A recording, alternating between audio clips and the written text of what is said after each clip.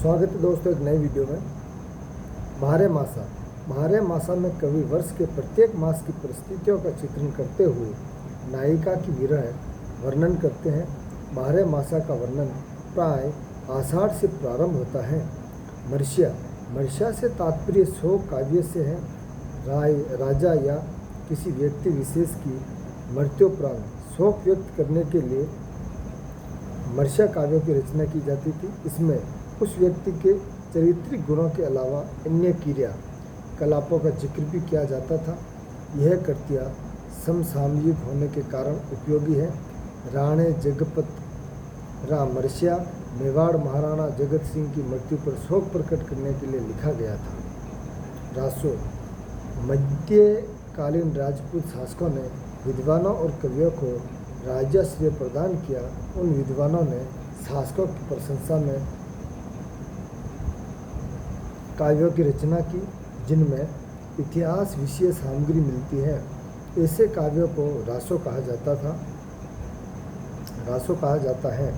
मोतीलाल मेनारिया के अनुसार जिस काव्य ग्रंथ में किसी राजा की कीर्ति, विजय, युद्ध, वीरता आदि का विस्तृत वर्णन हो उसे रासो कहते हैं।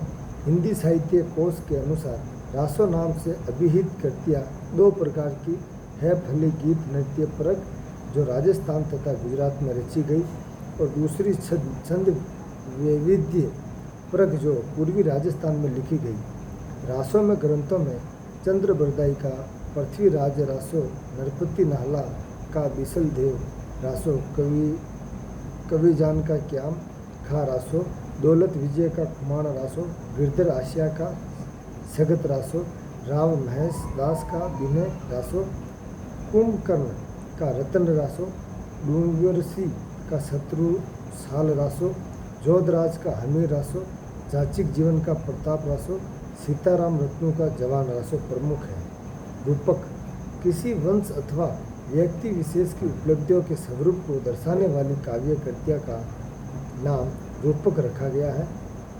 गजगुण रूपक गोगा देजीरो, राज रूपक आदि प्रमुख रूपक काव्य हैं।